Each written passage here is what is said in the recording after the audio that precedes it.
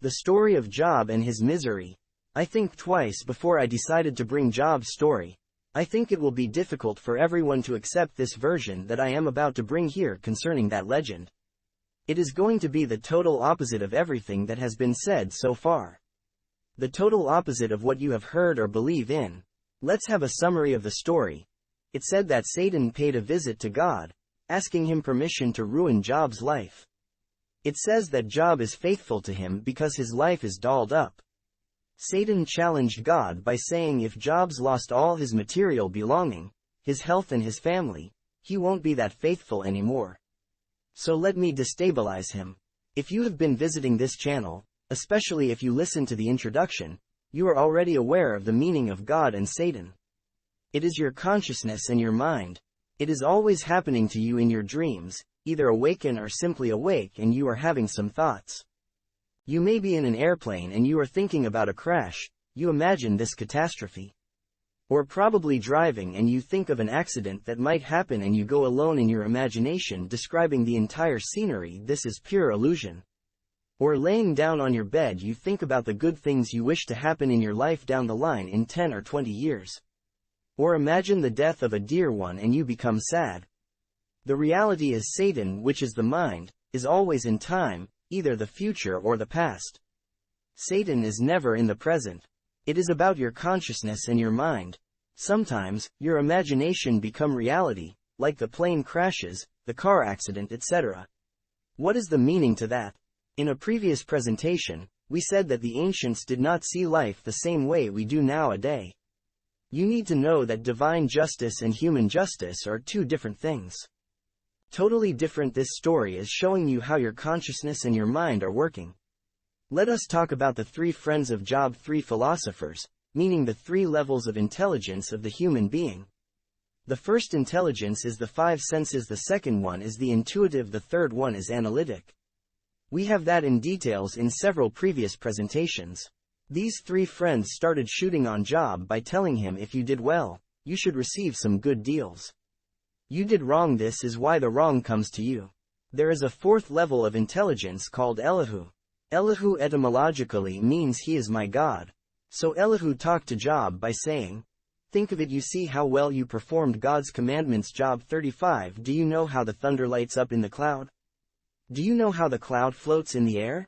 Which means, do you think that your narrowed mind can understand an infinite phenomenon?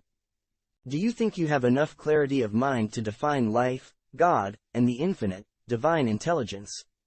No. He keeps on going by saying to Job, this comment is for you and your friends. Look at the sky, you see the cloud over your head. If you sinned, God will not be disturbed. You may sin over and over. You may be a faithful guy. What will be the benefit for God? You don't give him anything. Human being like you is suffering when you have a bad behavior. They also benefit from your good deals. Good or bad on earth do not do any wrong to life. Life is expressing itself. This can make so sense for you, but the informed life is taking any form to its chosen. Now, I am talking to you, my faithful viewers and listeners. Do you know about that scientific man who died in 2018? His name was Stephen Hawking. He was completely paralyzed. His condition did not stop him from being a great scientist. He worked at Cambridge University. His work is helping the growing of sciences. Look for him on the net. Have you heard about that living man Nick Vujicic, who was born with no arms, no legs? Go, look for him on YouTube. Have you heard about that French comedian named Quentin Ratieville? All those people show you how life decided to express itself. Just imagine yourself with no arms and legs, you will automatically think that your life is over. Thus, the mind creates its own suffering. Nick never says he doesn't have a life. He has a very fulfilled life. He is a very busy man, an athlete, he works, creates a family. Quentin Ratieville is a comedian, he has a normal life. Jean-Paul Sartre said that a human being is a project. We are not predestined. He said that it is not what they gave you which is important, it is what you do with what they give you. Don't just stand there and watch. Don't just stand here being sad. Don't say that those men are an exception. No, they are not. There is a lot of championship out there with physical challenged human being. Some people are driving with their feet. Those people understand that life is fully manifesting within them. they live life to the fullest. Job's story is telling you there is no suffering. Your mind sees things as miseries. When you have a stomach pain, it means something you ate a wrong food and you know what to do. If you have a migraine, it is telling you your blood pressure is probably too high. Or you just received a warning about your lack of sleep, to help you take control of your well-being. It is the same thing for those psychological sufferings. They are just some warnings telling you to be careful, that you are in the wrong path. Your mind is always in the tree of right and wrong. What you are calling divine justice or injustice, is just in your mind.